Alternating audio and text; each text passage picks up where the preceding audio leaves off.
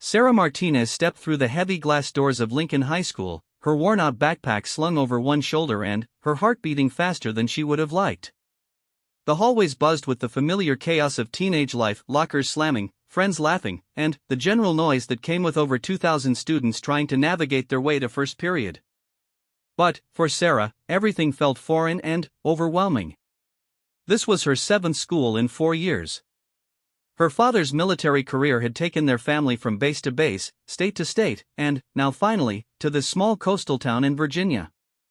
Each move had become harder than the last, and, at 17, Sarah had grown tired of introducing herself, of explaining where she came from, of trying to fit into established social circles that had no room for outsiders.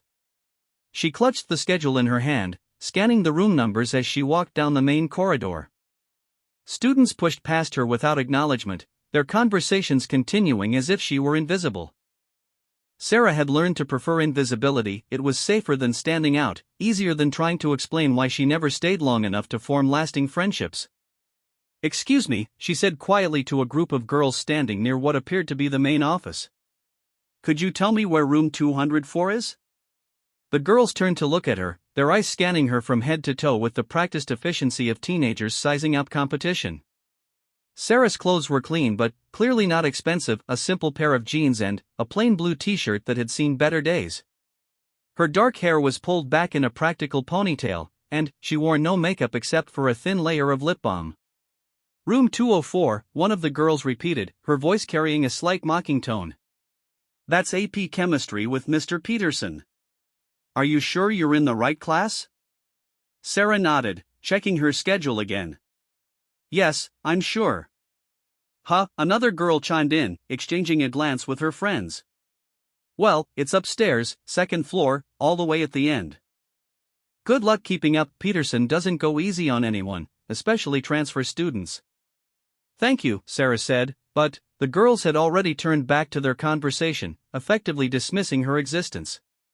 As she climbed the stairs to the 2nd floor, Sarah could hear snippets of conversation following her.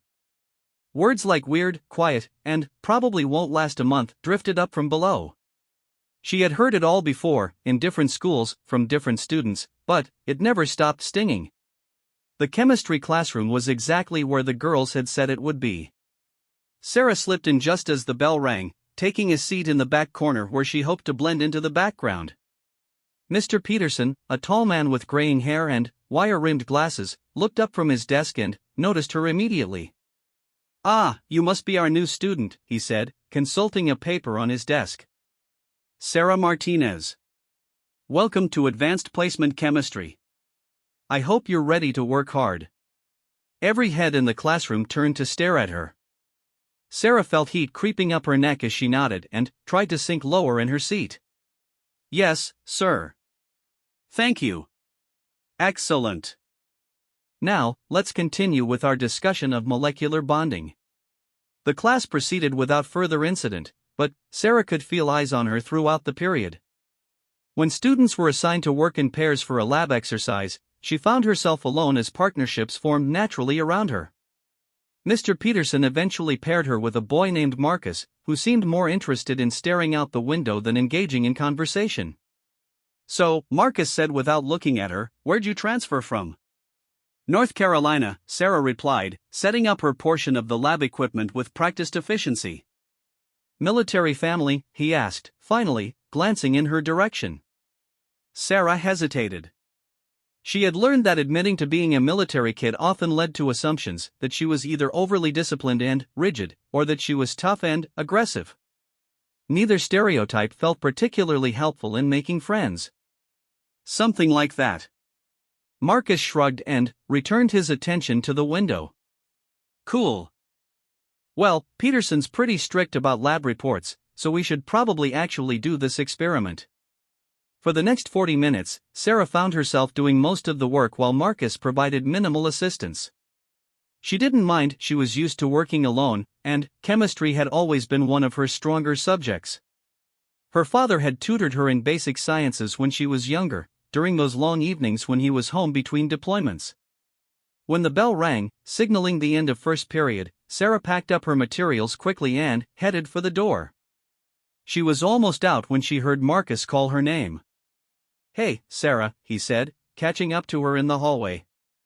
"You're pretty good at that stuff. Maybe we can work together again sometime."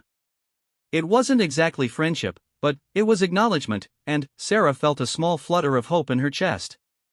"Sure," she said. "That would be nice." The rest of the morning passed in a blur of introductions, awkward silences, and the general discomfort that came with being the new person. In English class, she was asked to introduce herself to the class and share something interesting about her background. Standing in front of 30 pairs of curious eyes, Sarah felt her mouth go dry. "I'm Sarah Martinez," she began, her voice barely above a whisper. "I moved here from North Carolina. I like to read and, I'm looking forward to being here." It was generic and safe, revealing nothing of substance about who she really was or where she had come from. The teacher, Mrs. Williams, smiled encouragingly and thanked her, but Sarah could see the lack of interest in her classmates' faces. She had given them nothing to connect with, nothing memorable or intriguing. Lunchtime arrived like a blessing and a curse. Sarah was hungry, but the thought of entering the cafeteria alone filled her with dread. She had been through this routine so many times before: the awkward search for an empty table, the careful navigation around established social groups, the studied ignorance of whispered comments and curious stares. The cafeteria was exactly what she had expected: a large, noisy room filled with round tables where students clustered according to invisible but rigid social hierarchies. The popular kids occupied the tables near the windows, their voices loud and confident. The athletes gathered near the serving line, their leather jackets and team t-shirts marking their territory. Academic achievers huddled over textbooks while eating, and various other smaller groups filled in the remaining spaces. Sarah bought a simple sandwich and a bottle of water, then scanned the room for an unoccupied table. She found a small one near the back corner and settled in, grateful to have a place to sit even if it meant eating alone. She had barely taken her first bite when she became aware of a conversation happening at the table behind her. The voices weren't particularly loud, but, in the way that happens sometimes, their words seemed to cut through the general noise of the cafeteria and reach her ears with perfect clarity. "Did you see the new girl in chemistry?" It was one of the girls from the morning, the one who had given her directions. "Yeah, Madison." "What about her?" another voice responded. "She's so, I don't know, weird. Like, she barely talks, and, when she does, it's all quiet and nervous." "And, did you see her clothes?" "I think she shops at thrift stores." Sarah felt her cheeks burning with embarrassment, but she forced herself to keep eating, to pretend she couldn't hear every word. "Maybe she's just shy," a third voice suggested, though it didn't sound particularly sympathetic. "Shy or not, she's not going to fit in here," Madison continued. "I mean, look at her sitting all alone over there. It's kind of pathetic." "Give her a few weeks," the second voice said with a laugh. "She'll probably transfer again when she realizes nobody wants to be friends with someone so boring." The conversation moved on to other topics, but Sarah had heard enough. She wrapped up the remainder of her sandwich, no longer hungry, and spent the rest of lunch period sitting in the library where she could be alone with her thoughts and the familiar comfort of books. The afternoon brought more of the same polite but distant interactions with teachers, minimal conversation with classmates, and the growing realization that Lincoln High School was going to be just like every other school she had attended. By the time the final bell rang, Sarah felt emotionally drained and ready to escape. She walked slowly to her locker, taking her time to gather her books and homework assignments. The hallways were clearing out as students rushed to catch buses or meet up with friends for after-school activities. Sarah envied their enthusiasm, their sense of belonging, their certainty that they would wake up tomorrow and return to a place where they were known and accepted. As she closed her locker and turned to leave, she nearly collided with a tall boy with sandy brown hair and kind eyes. He was wearing a Letterman jacket with football embroidered on the front, and Sarah immediately categorized him as someone who would have no reason to notice her existence. "Sorry," she mumbled, stepping aside to let him pass.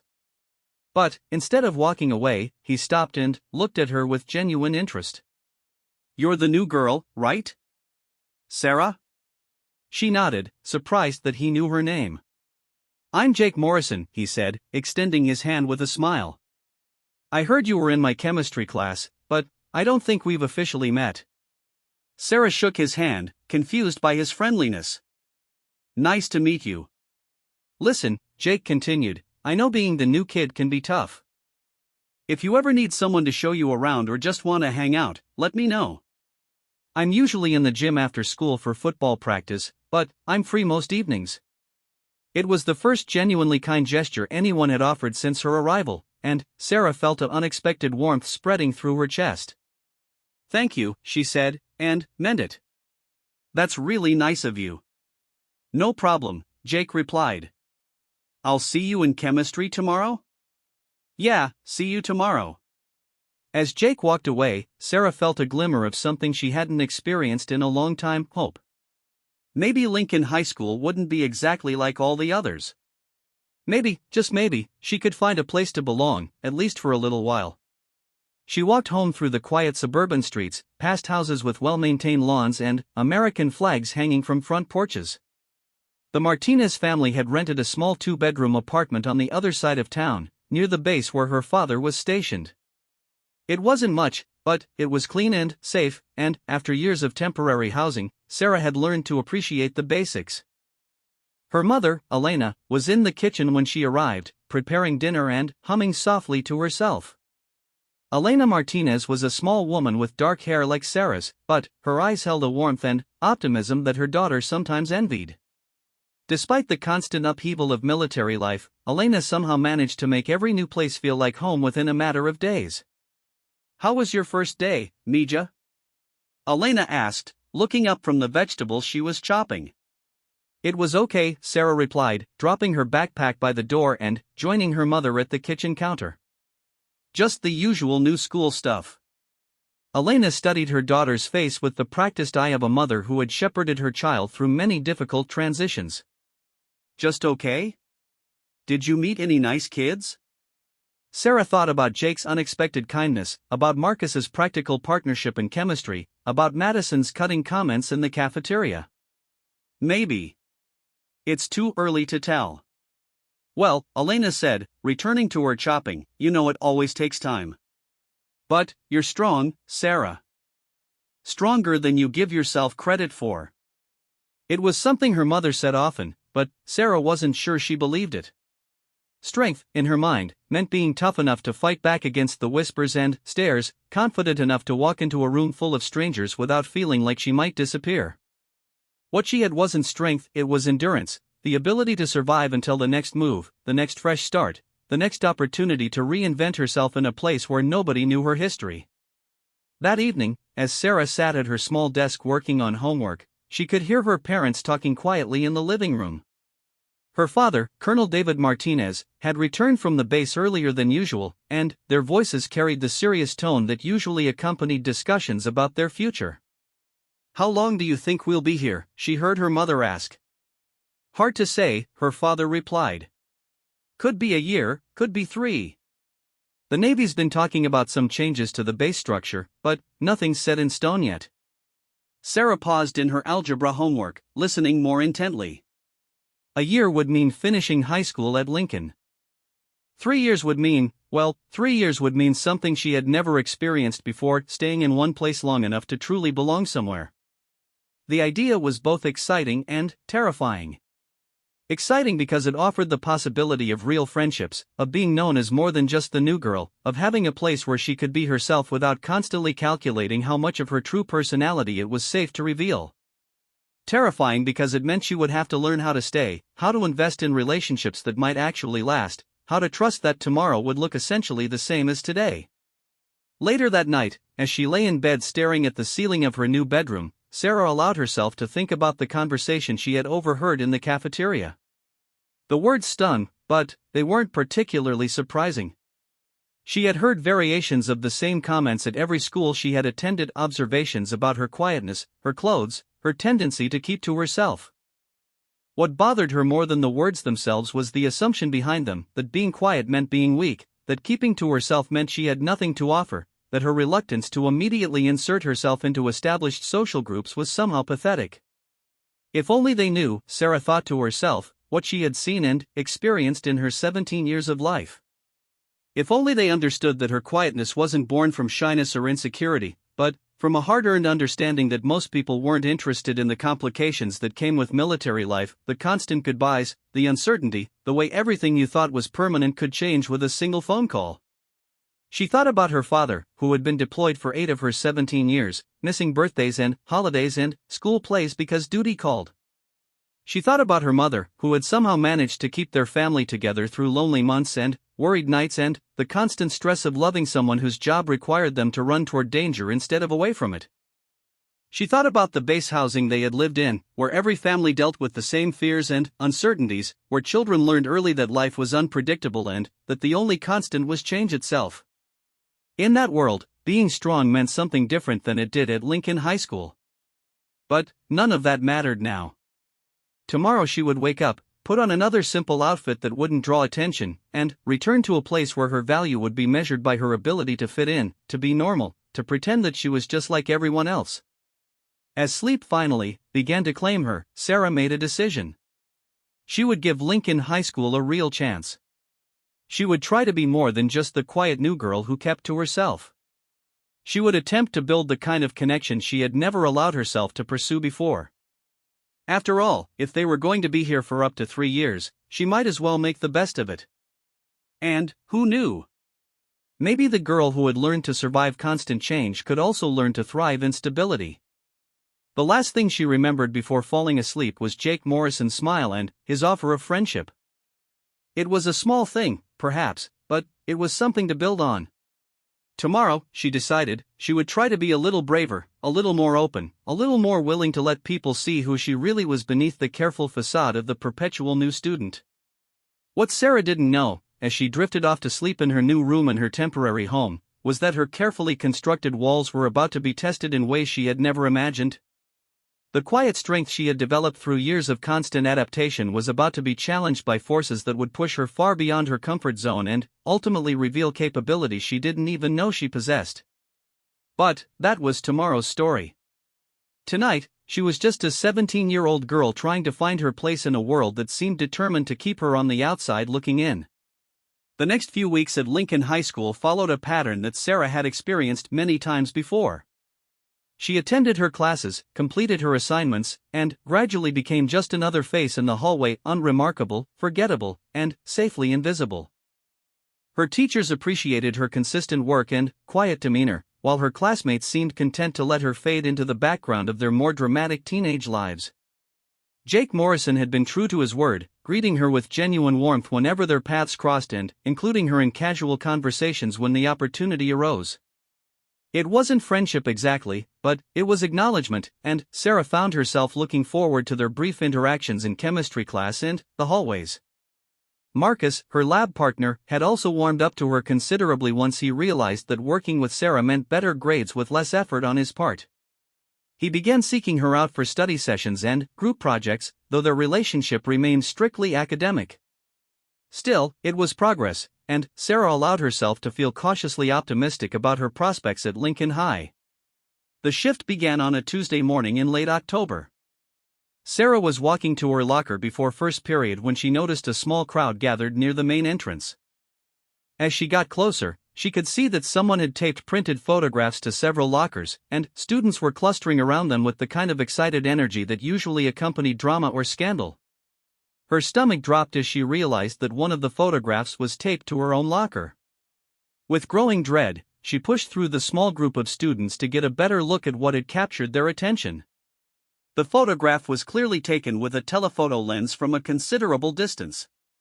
It showed Sarah walking out of the base commissary with her mother, both of them carrying bags of groceries. The image itself was innocuous enough, but someone had written across the bottom in red marker, "Military brat, no wonder she's so weird." Sarah's hands trembled as she tore the photograph from her locker, her cheeks burning with embarrassment and anger. Around her, she could hear the whispered conversations of her classmates, their voices carrying a mix of curiosity and malicious amusement. "I knew there was something different about her," she heard someone say. "My dad says military kids are always messed up because their families move around so much," another voice added. "Maybe that's why she's so antisocial. She probably doesn't know how to make friends." Sarah fumbled with her locker combination, her fingers shaking so badly that she had to try 3 times before the lock clicked open. She could feel dozens of eyes on her, studying her reaction, waiting to see if she would break down or fight back or simply disappear. "Sarah?" Jake's voice cut through the noise around her. "Hey, what's going on?" She turned to see him standing behind her, his face showing genuine concern as he took in the scene. In his hand was another copy of the photograph, which he had clearly retrieved from another location. "It's nothing," Sarah managed to say, though her voice came out strained and unconvincing. Jake looked at the photograph again, then at the dispersing crowd of students, his expression darkening. "This is not nothing. This is completely out of line. Do you have any idea who might have done this?" Sarah shook her head, though she had her suspicions. The photograph had been taken recently. She recognized the outfit she was wearing and remembered that particular trip to the commissary. Someone had to have followed her there, which meant someone at school had been paying much closer attention to her movements than she had realized. "We should report this to the principal," Jake said firmly. "This is harassment, and it's not okay." "No," Sarah said quickly, the word coming out more sharply than she had intended. "Please don't. It'll just make things worse." Jake studied her face, clearly wanting to argue, but something in her expression must have convinced him to drop the subject. "Okay," he said reluctantly. "But, if anything else happens, promise me you'll tell someone. This isn't something you should have to deal with alone." Sarah nodded, though she had no intention of involving adults in what she recognized as a teenage power play. She had seen similar situations before at other schools, and she knew that official intervention often made targets more visible rather than less vulnerable. The rest of the day passed in a blur of sideways glances and hushed conversations. News of the photographs had spread throughout the school with the efficiency of social media, and Sarah found herself under a level of scrutiny she had successfully avoided for weeks. Students she had never spoken to seemed to know details about her background, and she caught fragments of conversations about military life that were both inaccurate and unkind. In AP Chemistry, Mr. Peterson paired students for a new project, and Sarah waited to be assigned to Marcus as usual. Instead, she watched with growing confusion as Marcus immediately partnered with another student, avoiding her eyes when she looked in his direction for explanation. "Ms. Martinez," Mr. Peterson said, consulting his list, "you'll be working with Jennifer Walsh." Sarah looked across the room to see Jennifer, a girl she had never spoken to, regarding her with barely concealed disdain. Jennifer was part of Madison's social circle, and Sarah realized with sinking heart that her partnership assignment was likely not a coincidence. "Great," Jennifer muttered under her breath as Sarah approached her lab station. "Just what I needed." For the next hour, Sarah endured Jennifer's passive-aggressive comments and deliberate sabotage of their experiment. Jennifer accidentally knocked over Sarah's carefully measured solutions twice, made loud comments about how military kids were probably too used to following orders to think creatively, and generally treated the partnership as an opportunity for psychological warfare rather than academic collaboration. Sarah gritted her teeth and focused on salvaging what she could of their assignment, but by the end of class, she felt emotionally drained and academically frustrated. As students packed up their materials, she overheard Jennifer talking to her friends. "Honestly, I don't understand why they let people like her into AP classes," Jennifer was saying, her voice pitched just loud enough for Sarah to hear. "She's probably going to transfer again in a few months anyway. Military kids never stay anywhere long enough to actually contribute anything meaningful." It was the last straw. Sarah had endured the photographs, the stares, and the whispered comments, but, hearing her academic capabilities questioned struck at the core of one of the few things she had always been confident about. She turned to face Jennifer directly, her voice steady despite the anger coursing through her veins. "Actually," she said clearly, "military kids often perform better academically than their civilian counterparts because we learn to adapt quickly and work independently. And, for your information, my family might be here for up to 3 years, so you're going to have plenty of time to see exactly what I can contribute." The classroom fell silent. Jennifer's face flushed red, whether from embarrassment or anger, Sarah couldn't tell. Several students turned to stare, clearly surprised that the quiet new girl had finally spoken up for herself. Whatever, Jennifer finally managed, grabbing her books and stalking out of the classroom. Sarah felt a moment of satisfaction at having defended herself, but it was quickly replaced by the realization that she had probably just escalated a situation that was already spiraling out of control. In her experience, fighting back against bullies rarely made them stop, it usually just made them more creative in their attacks. Lunchtime confirmed her fears. As she entered the cafeteria, Sarah became aware of a subtle shift in the atmosphere around her. Conversation stopped when she passed certain tables, then resumed in whispers after she moved on. Students pointed at her with barely concealed curiosity, and she caught fragments of increasingly elaborate stories about her background. She had become entertainment, a source of drama in the otherwise predictable routine of high school social life. And she knew from experience that once you became entertainment, it was very difficult to fade back into comfortable anonymity. Sarah bought her usual simple lunch and looked around for an empty table.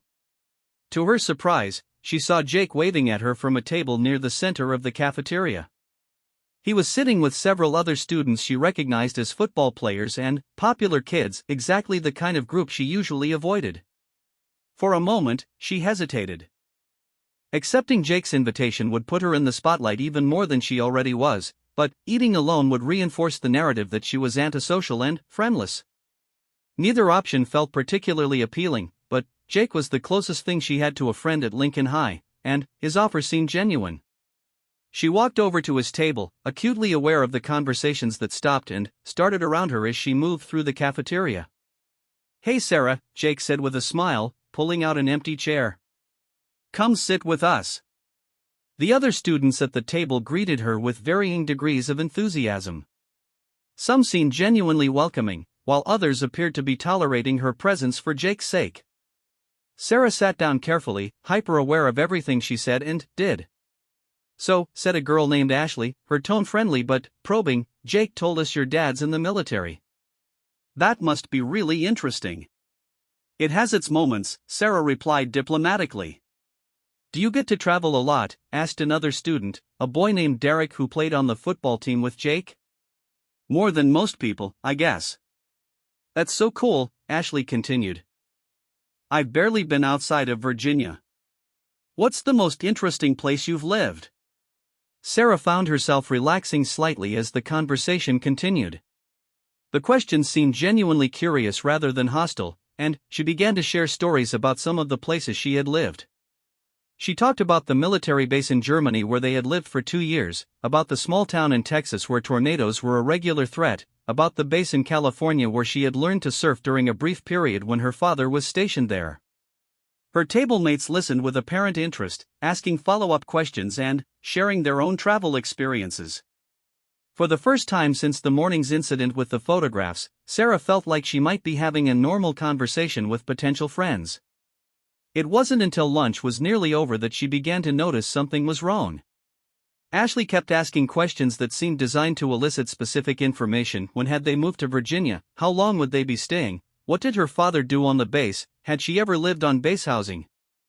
The questions were casual and seemingly innocent, but there was a pattern to them that made Sarah increasingly uncomfortable. "You know what?" Sarah said, glancing at the clock on the cafeteria wall, "I should probably get going. I want to stop by the library before next class." "Oh, come on," Derek said with what seemed like genuine disappointment. "Stay a little longer. We're just getting to know you." "Yeah," Ashley agreed, "you should sit with us more often. It's nice to have someone with such interesting stories."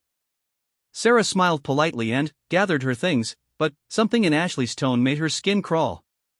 There was an artificial quality to the enthusiasm, a performance aspect that reminded her uncomfortably of the way adults sometimes talk to children when they wanted information.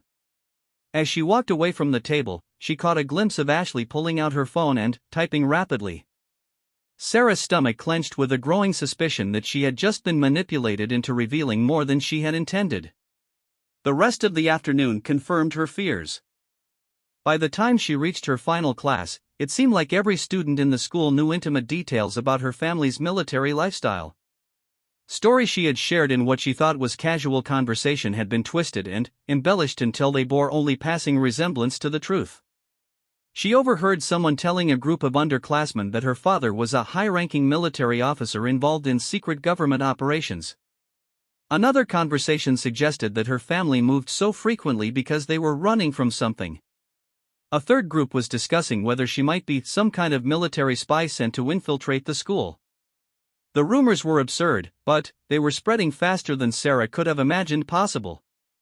By the end of the day, she felt like she was living in a funhouse version of reality where everything she said and did was distorted beyond recognition. As she walked to her locker after the final bell, Sarah noticed that students were taking pictures of her with their phones. Not openly, but with the casual stealth that teenagers had mastered, pretending to check messages while actually recording, holding phones at odd angles while trying to appear nonchalant. She realized with growing horror that she was becoming a social media phenomenon, the kind of viral curiosity that would follow her long after the initial interest died down. Photos and rumors would be shared, screenshotted, and archived in ways that would make it impossible for her to simply wait out the attention and fade back into anonymity. The walk home felt longer than usual, and Sarah found herself constantly looking over her shoulder to see if she was being followed. The afternoon that had started with cautious optimism about Jake's friendship and potential acceptance by his social group had ended with the realization that she had been naive to trust any of them. When she reached the apartment, her mother took one look at her face and immediately put down the book she was reading. "What happened, Mija?" Elena asked, her voice full of maternal concern. Sarah considered telling her mother everything about the photographs, the rumors, the feeling of being constantly watched and judged. But she also knew that Elena would want to call the school, to talk to administrators, to try to fix a situation that Sarah was increasingly sure could not be fixed through official channels. "Just a rough day," Sarah said instead. "Nothing I can't handle." Elena studied her daughter's face with the intensity of someone who had spent years reading between the lines of military communications. "Are you sure? Because if someone at school is giving you trouble." "I'm sure, Mom." "Really? It's just the usual new school adjustment stuff." It wasn't entirely a lie. What Sarah was experiencing was a more extreme version of what happened at most schools when someone new arrived: curiosity, testing, the gradual process of figuring out where the newcomer fit in the established social hierarchy. The difference was that this time, the process had been accelerated and intensified by social media and the particular dynamics of teenage cruelty. That evening, as Sarah sat at her desk trying to focus on homework, she could hear her phone buzzing constantly with notifications. She had ignored it during dinner, but the persistent sounds were making it impossible to concentrate. Finally, she picked up the phone and immediately wished she hadn't. Her social media accounts, which had been virtually inactive since their arrival in Virginia, were suddenly flooded with friend requests, messages, and mentions. Students from school had tagged her in posts, shared photos of her without permission, and created elaborate theories about her background. Some of the attention was positive, students expressing admiration for her cool military lifestyle or asking questions about her travels. But much of it was mocking or invasive, and all of it felt like a violation of her privacy and autonomy. The worst part was seeing her own words twisted and taken out of context. Stories she had shared during what she thought was friendly conversation had been turned into evidence of everything from family dysfunction to government conspiracy theories. Her casual mention of living in Germany had become proof that her father was involved in international espionage. Her description of base housing had been interpreted as evidence that military families were isolated from normal society. Sarah turned off her phone and buried her face in her hands, feeling overwhelmed and completely out of control. She had wanted to fit in, to make friends, to finally have a normal high school experience. Instead, she had become the center of exactly the kind of attention she had spent years trying to avoid. Outside her bedroom window, she could see the lights of other houses in their neighborhood, families settling in for quiet evenings of homework and television and normal teenage problems. She envied them their ordinary concerns, their stable social circles, their assumption that tomorrow would be essentially the same as today. For the first time since arriving in Virginia, Sarah seriously considered asking her father if it might be possible to request a transfer to a different base, a different town, a different school where she could start over once again. The thought of running away from another difficult situation made her feel like a failure, but the alternative, enduring months or years of unwanted attention and social manipulation, seemed equally unbearable. As she finally drifted off to sleep, Sarah's last coherent thought was wondering how something that had started with such promise, Jake's friendship, potential acceptance, the possibility of staying in one place long enough to build real relationships, had gone so wrong so quickly. What she didn't know was that the worst was yet to come. The attention and rumors that seemed so overwhelming were only the beginning of a campaign that would push her to her absolute limits and ultimately force her to reveal strengths she had never known she possessed. But that revelation was still days away. Tonight, she was just a 17-year-old girl who had learned the hard way that sometimes kindness could be the cruelest weapon of all. The harassment escalated over the following weeks with a persistence that surprised even Sarah, who had experienced teenage cruelty at multiple schools.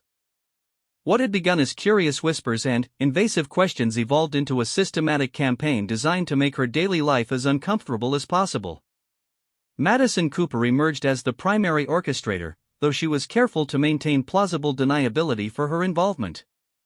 Photos of Sarah appeared regularly on various social media platforms, always accompanied by mocking captions or fabricated stories about her background. Someone created a fake social media account using her name and posted embarrassing content designed to damage her reputation. Her locker was frequently vandalized with messages questioning her loyalty to America, her family's integrity, and her right to attend Lincoln High School. The rumors grew more elaborate and malicious with each passing day. Students whispered that her father was involved in war crimes overseas, that her family was hiding a dark military secret, that she was psychologically damaged from growing up in a military cult. None of it was true, but truth seemed irrelevant in the face of such entertaining fiction. Teachers began to notice Sarah's declining performance and withdrawn behavior, but their well-meaning attempts to help only made things worse. When Mr. Peterson asked her to stay after chemistry class to discuss her recent lab reports, several students interpreted the private conversation as evidence that she was in academic trouble. When the guidance counselor called her to the office for a routine check-in about her adjustment to the school, word spread that she was seeing a counselor for psychological problems. Jake Morrison's support, which had initially been a bright spot in an increasingly dark situation, began to waver under social pressure. He still greeted her in the hallways and included her in class discussions, but his invitations to sit with his friends became less frequent. Sarah understood that maintaining their friendship was becoming socially costly for him, and she didn't blame him for protecting his own reputation. But the gradual withdrawal of his support felt like another loss in an accumulating series of defeats. Marcus, her former lab partner, had completely distanced himself from her after being teased about their academic partnership. When Mr. Peterson announced new lab groups in early November, Marcus immediately requested a different partner, leaving Sarah to work alone unless the teacher specifically assigned her to a group. The isolation was becoming total, but Sarah gritted her teeth and endured it with the same stoic determination she had learned from years of military life.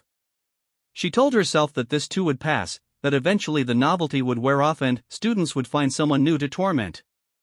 She kept her head down, focused on her academic work, and counted the days until winter break when she could have a reprieve from the constant surveillance and harassment. But Madison Cooper wasn't finished with her yet. The attack that finally broke Sarah's resolve came on a cold Friday afternoon in mid-November. She was walking to her car after school when she found Madison and 5 other girls waiting for her in the parking lot. They had positioned themselves strategically between Sarah and her vehicle, making it impossible for her to simply ignore them and leave. Well, Madison said with a smile that didn't reach her eyes, if it isn't our favorite military princess. Sarah clutched her backpack straps tighter and tried to walk around the group, but they shifted to block her path. "Where are you going in such a hurry?" Madison continued. "Don't you want to chat with your classmates?" "I just want to go home," Sarah said quietly, her voice steady despite the adrenaline beginning to course through her system. "Home?" Madison laughed, and the other girls joined in with the practiced cruelty of a pack sensing weakness. "Which home would that be? I heard military brats don't really have homes. Just temporary stops between abandoning communities when things get too difficult." Sarah felt her jaw clench, but she forced herself to remain calm. "Excuse me," she said, attempting once again to move around the group. This time, one of the other girls, a tall blonde named Christina, stepped directly into her path and gave her a hard shove backward. "We're not done talking to you," Christina snarled. "Madison has some questions about your family's little secrets." Sarah stumbled but managed to keep her footing. Around them, other students had begun to notice the confrontation, and a small crowd was gathering at what they perceived to be a safe distance. She could see phones being pulled out, students positioning themselves to record whatever was about to happen. "I don't have any secrets," Sarah said, her voice still controlled but with an edge that hadn't been there before. "Really?" Madison stepped closer, invading Sarah's personal space with predatory confidence. "Because I've been doing some research about your daddy's military service. Turns out he's been deployed to some pretty interesting places. Afghanistan, Iraq, Syria. Makes a girl wonder what exactly he's been doing over there." Sarah's hands curled into fists at her sides, but she forced herself to remain still. "My father serves his country with honor." "Honor?" Madison laughed again, but there was something ugly in the sound now. "Is that what they call it when soldiers come home with PTSD and take it out on their families? Is that what they call it when military dads drink too much because they can't handle civilian life?" "Stop," Sarah said, her voice dropping to a dangerous whisper. But Madison had found her target and wasn't about to let go. "I heard military kids are more likely to be abused because their dads can't adjust to normal life. I heard they move around so much because they're running from social services." "Is that true, Sarah? Is your quiet little family hiding some dark secrets?" Something snapped inside Sarah's chest. The careful control she had maintained for weeks crumbled in the face of Madison's deliberate assault on everything she held sacred. Her father had sacrificed years of his life serving his country, missing birthdays and holidays and school plays because duty called him to dangerous places where he risked his life to protect people like Madison Cooper who had never known real hardship or genuine sacrifice. "You don't know what you're talking about," Sarah said, her voice no longer quiet or controlled. "Don't I?" Madison smiled, sensing that she had finally hit her mark. "Then, why don't you tell us the truth about why your family really moves around so much? Why don't you explain why you're so weird and antisocial? Why don't you?" Madison never finished her sentence. In one fluid motion, Sarah dropped her backpack and grabbed Madison by the front of her expensive sweater. Before anyone could react, she had spun Madison around and applied a rear-naked chokehold with the precision of someone who had been trained by experts. Madison's feet left the ground as Sarah lifted her effortlessly, the popular girl's face quickly turning red as she clawed ineffectively at Sarah's arm. The other girls stepped backward in shock, their carefully orchestrated intimidation session suddenly turned into something far more serious and dangerous. "Here's what you're going to learn about military families," Sarah said, her voice deadly calm as Madison struggled futilely against her grip. "We don't run from anything. We don't hide from bullies. And we sure as hell don't let spoiled little princesses who have never faced real adversity in their lives insult people who risk their lives for their freedom." The crowd of students that had gathered to watch Madison humiliate the quiet new girl stared in stunned silence as Sarah held their queen bee helpless in a professional-grade submission hold. Madison's feet kicked frantically, but Sarah's technique was flawless, cutting off just enough blood flow to make her point without causing permanent damage. "You want to know what my father does overseas?" Sarah continued conversationally. "He trains special forces operators in close-quarters combat. Hand-to-hand fighting. Weapons training. Survival techniques.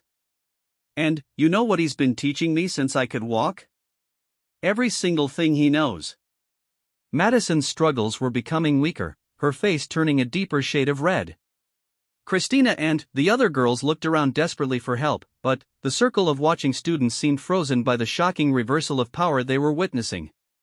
"Sarah," a voice called from the edge of the crowd.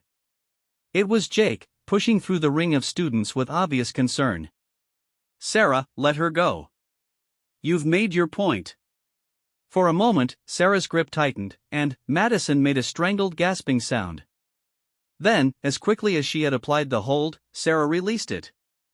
Madison collapsed to her knees, gasping and coughing, her perfect hair disheveled and her face streaked with tears of humiliation and fear. Sarah picked up her backpack and looked around at the circle of shocked faces surrounding her. Students who had spent weeks treating her like entertainment, like a victim, like someone they could manipulate and torment without consequence, now stared at her with something approaching awe. "Just so we're clear," Sarah announced, her voice carrying easily across the silent parking lot, "I didn't transfer to 7 different schools because I can't make friends. I transferred because my father serves his country, and military families sacrifice stability so that civilians can sleep safely at night. If you have a problem with that, or if you think that makes me an easy target, I suggest you reconsider your assumptions." She looked down at Madison, who was still on her knees trying to catch her breath. "And if anyone spreads another lie about my family or my father's service, they'll discover exactly what kind of training I received growing up in a military household." The crowd parted silently as Sarah walked toward her car. Behind her, she could hear Madison's friends helping her to her feet, their voices hushed and shaken. She could feel dozens of eyes watching her every movement, phones recording her exit, minds processing the complete transformation they had just witnessed. As she reached her car, Jake caught up with her. "Sarah," he said, his voice filled with a mixture of concern and something that might have been respect. "Are you okay?" She turned to look at him, this boy who had tried to be kind to her when no one else would, who had offered friendship when she needed it most, who had stepped in to prevent her from seriously hurting Madison Cooper. "I'm fine," she said simply. "Where did you learn to do that?" Jake asked, glancing back toward where Madison was being helped toward the school building by her friends. Sarah considered her answer carefully. She could tell him about the countless hours she had spent training with her father during his leave periods, about the military-based gyms where she had learned from instructors who taught special forces operators, about the discipline and techniques that were as much a part of her upbringing as bedtime stories and homework help. Instead, she simply said, "You pick up things when you grow up in a military family." Jake nodded slowly, processing this new information about the quiet girl he thought he had known. "Will you be okay? I mean, after this?" Sarah looked back toward the school building where students were still clustered in small groups, their excited voices carrying across the parking lot as they discussed what they had just witnessed. She thought about the videos that were probably already being uploaded to social media, the new rumors that would spread, the way her carefully maintained anonymity had been shattered in a matter of minutes. "I don't know," she admitted. "But, at least now they know who they're dealing with." As Jake walked back toward the school, Sarah sat in her car for a long moment before starting the engine.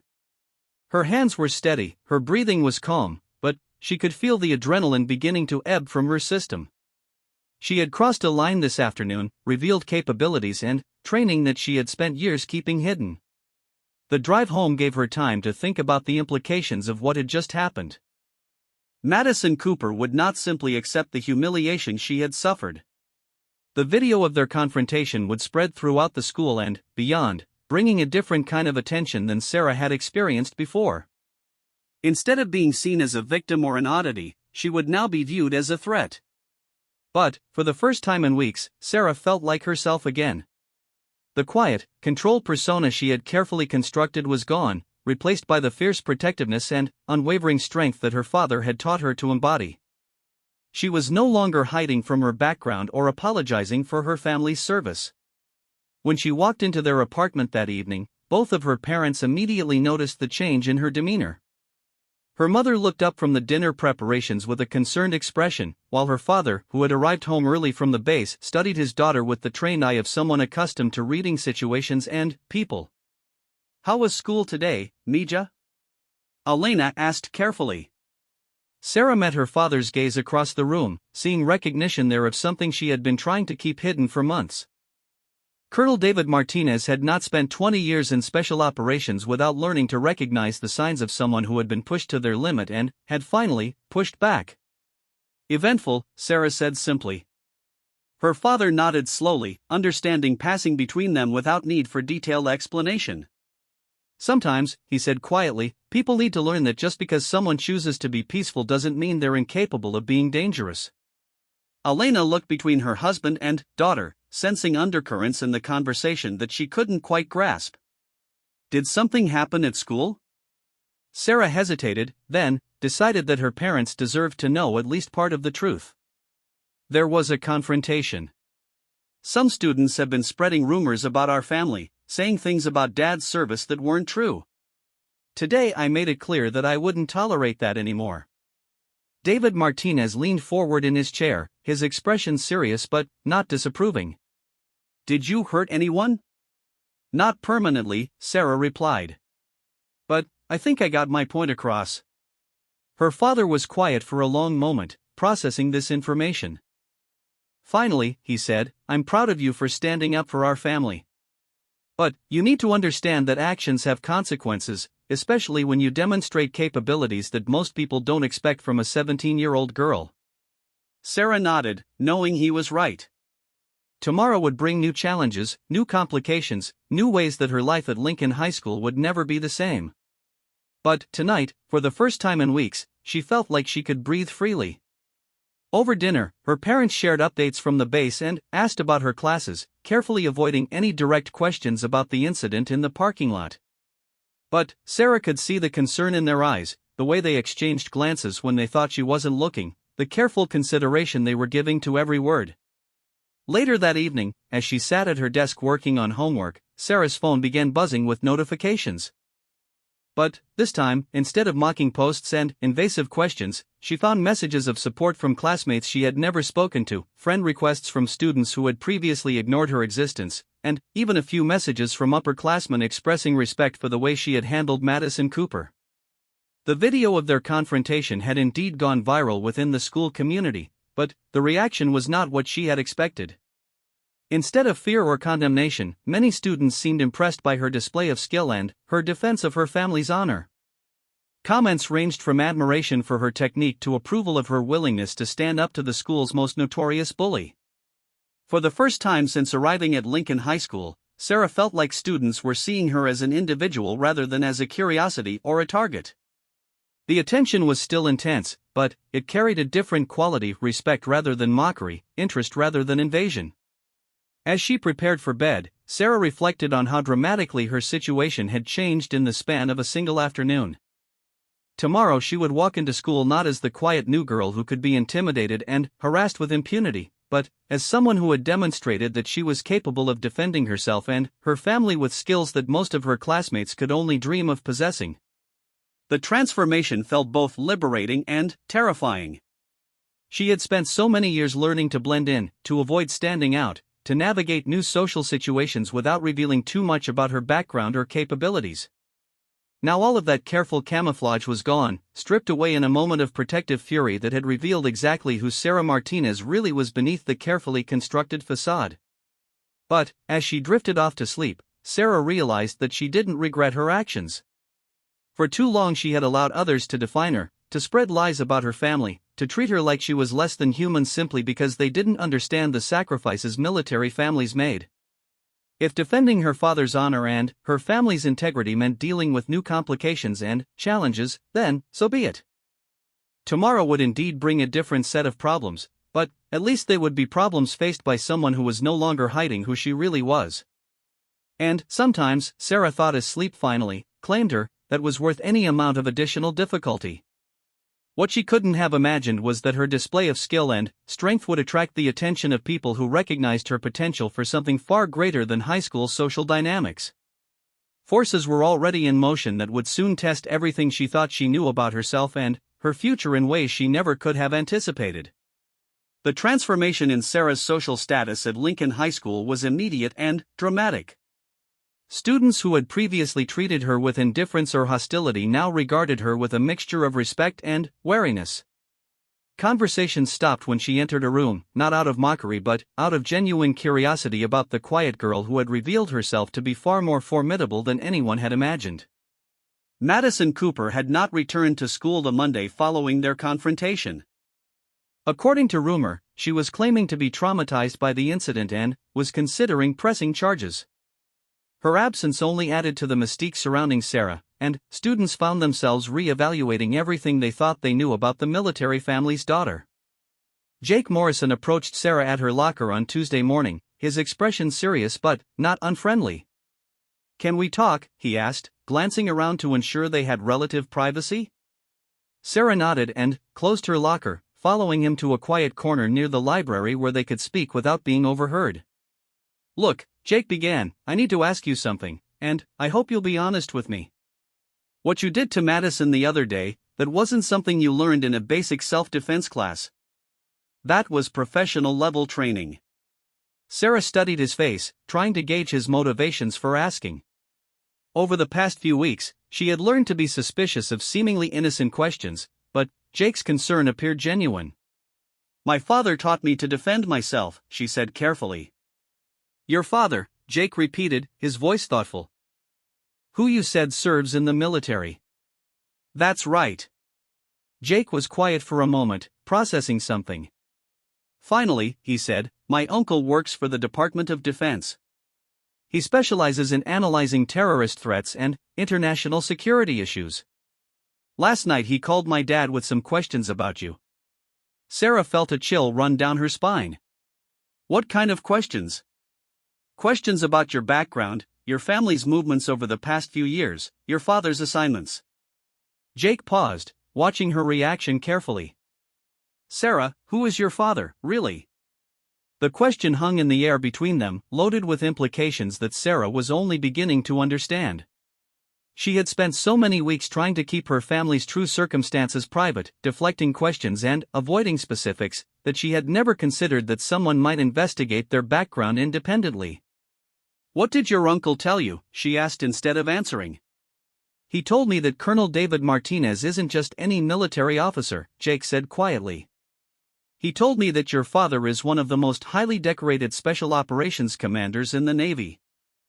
He told me that your family doesn't move around because of standard military rotations, you move because your father gets assigned to classified operations that require complete operational security." Sarah felt the walls she had built around her family's secrets beginning to crumble. For years, her parents had maintained the fiction that they were just another military family dealing with the ordinary challenges of service life.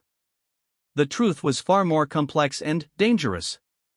"He also told me," Jake continued, "that children of special operations personnel receive training that most civilians never see.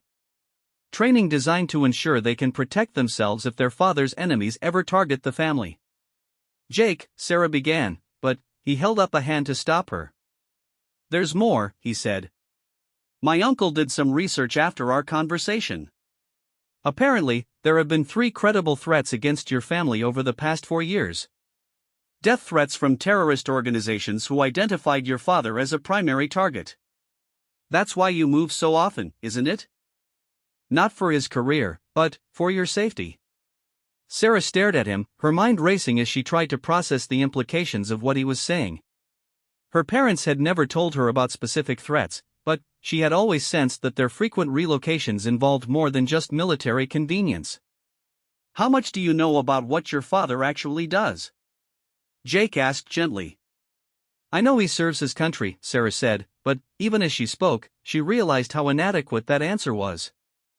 Jake pulled out his phone and showed her a news article from 6 months earlier.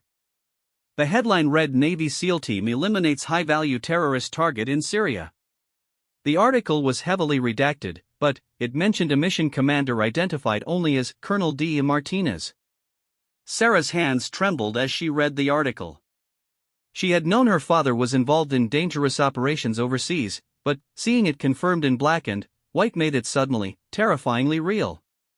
"Sarah," Jake said softly, "your father isn't just a military officer. He's a Navy SEAL commander who leads some of the most dangerous and classified missions in the world. And you're the daughter of one of America's most valuable counter-terrorism assets." The implications crashed over her like a wave. Every move, every new school, every time her father disappeared for months at a time, it all suddenly made sense in a way that was both enlightening and horrifying. "Why are you telling me this?" Sarah asked, her voice barely above a whisper. "Because I think you deserve to know the truth," Jake replied. "And because I think you need to understand that what happened with Madison isn't going to stay a local school incident. That video of you demonstrating military-grade combat techniques? It's already being shared beyond our school's social media. People are asking questions about who you are and how you learned to fight like that. As if summoned by his words, Sarah's phone began ringing. The caller ID showed her father's number, which was unusual during school hours. "Dad," she answered, stepping further away from other students. "Sarah, I need you to leave school immediately." Colonel Martinez's voice was clipped and professional, carrying the tone he used during military operations. "Go to your car and drive straight home. Do not stop anywhere, do not talk to anyone you don't know, and call me the moment you arrive at the apartment." "What's wrong?" Sarah asked, though she was already moving toward the exit, Jake following close behind. "Someone leaked classified information about our family," her father said. "Information that puts us at risk. We're implementing emergency protocols." Sarah's blood turned to ice. "Dad, I think I know what happened." "There was an incident at school, and Dash will discuss it when you get home," he interrupted. "Right now, just focus on getting to safety." The call ended, leaving Sarah staring at her phone in the school parking lot. Jake had followed her outside, his face reflecting the same concern and confusion she was feeling. "What's happening?" he asked. "I have to go," Sarah said, pulling out her car keys with hands that were no longer quite steady. "Sarah, wait," Jake called as she headed toward her vehicle. "Whatever's happening, you don't have to face it alone. If you need help." She turned back to look at him, this boy who had tried to be her friend when no one else would, who had just risked his own social standing to warn her about the attention she was attracting. "Thank you," she said sincerely. "For everything. But this is bigger than high school drama now." The drive home passed in a blur of racing thoughts and growing anxiety. Sarah found herself constantly checking her rearview mirror, though she wasn't sure what she was looking for. Every car that followed the same route seemed suspicious, every pedestrian on the sidewalk seemed to be watching her vehicle. When she reached their apartment, both of her parents were waiting for her with expressions she had never seen before. Her mother's usual warm smile was replaced by tight-lipped worry, while her father looked like he was preparing for war. "Sit down, Mija," Elena said, her voice strained. Sarah took a seat on their small couch, looking between her parents with growing dread. "Sarah," her father began, his tone gentler than it had been on the phone but still deadly serious, "I need you to tell me exactly what happened at school yesterday." "Everything. Don't leave out any details." For the next 20 minutes, Sarah recounted the confrontation with Madison Cooper, the weeks of harassment leading up to it, and the video that had documented her response. Her parents listened without interruption, their expressions growing more concerned with each detail. When she finished, her father was quiet for a long moment, processing the information with the analytical mind of a career military strategist. "The technique you used," he said finally, "where did you learn it?" Sarah looked at him in confusion. "From you, Dad. You taught me that hold when I was 14, remember? You said it was important for me to know how to defend myself if anything ever happened." David Martinez closed his eyes, and Sarah saw something that looked like regret flash across his features. "I taught you that technique," he said slowly, "because it's one of the most effective non-lethal restraint methods used by Navy SEAL teams.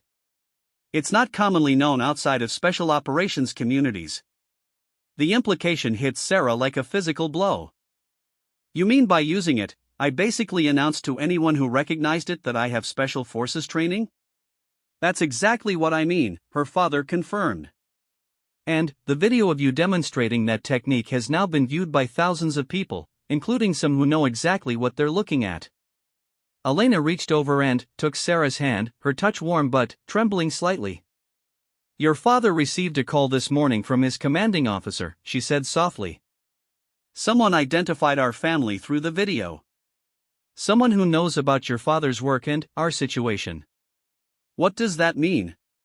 Sarah asked, though she was increasingly afraid she already knew the answer. "It means," her father said, standing up and moving to the window where he could observe the street outside, "that our operational security has been compromised. People who want to hurt me now know exactly where to find my family." The room fell silent except for the sound of Sarah's heartbeat pounding in her ears. Everything she thought she understood about her life, her family, their frequent moves, her father's work, it was all shifting into a new and terrifying perspective. "There's something else," Elena said quietly. "Something we should have told you years ago, But we thought we were protecting you by keeping you in the dark." Sarah looked at her mother, seeing tears in the older woman's eyes that made her stomach clench with dread. "Your father doesn't just serve in the military, Sarah," Elena continued. "He commands the Navy SEAL team responsible for eliminating the highest priority terrorist targets in the world. Men who have killed thousands of innocent people, who have declared war on everything we hold dear. And, over the years," her father added, his voice heavy with regret, "I've made enemies.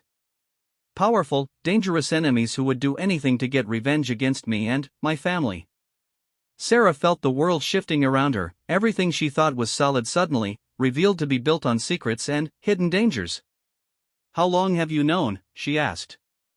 "How long have we been in danger?"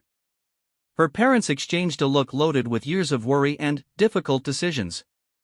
"Since you were 12, her father admitted. "The first credible threat against our family came 4 years ago. That's when we started moving more frequently, when we started implementing security protocols, when I began training you to defend yourself." "You've been preparing me for this," Sarah realized. "All those self-defense lessons, the physical training, the emphasis on situational awareness, you were getting me ready for the possibility that your enemies might come after us. We hoped it would never be necessary," Elena said, tears now flowing freely down her cheeks. "We hoped we could keep you safe by keeping you ignorant.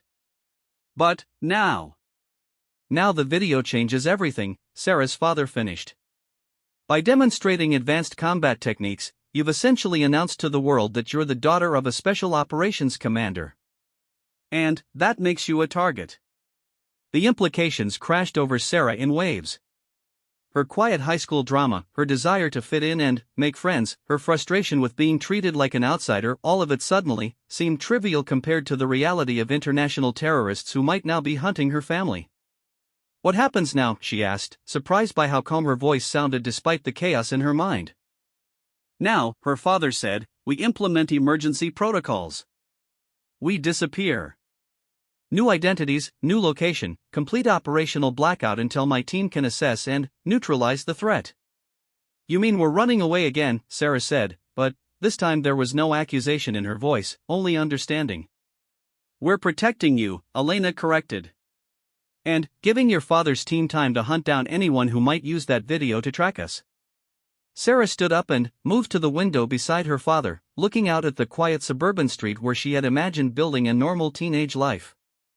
Children rode bicycles on the sidewalk, neighbors chatted over garden fences, and everything looked exactly like the peaceful American community she had always wanted to be part of. "There's something else you need to know," her father said quietly. "The techniques I taught you, the training you've received, it's not just basic self-defense. You've been learning skills that most elite soldiers never master.